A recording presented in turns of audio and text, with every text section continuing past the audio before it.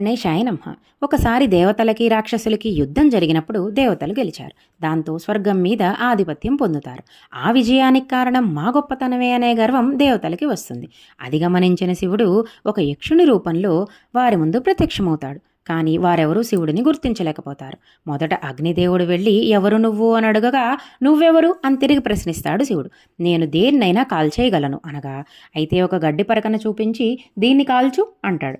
కానీ దాన్ని అగ్ని కాల్చలేకపోతాడు, వాయుదేవుడు ఎగరగొట్టలేకపోతాడు.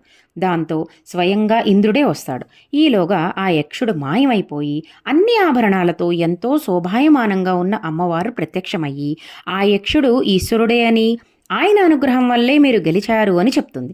బ్రహ్మస్వరూపుడైన ఈశ్వరుడిని చూపించింది కనుకే అమ్మవారికి బ్రహ్మ విద్యా స్వరూపిణిగా చాలా ప్రత్యేకమైన స్థానం ఉంది. అలా దేవతల అహంకారం కూడా పోగొట్టింది. శ్రీమాత్రే నమః.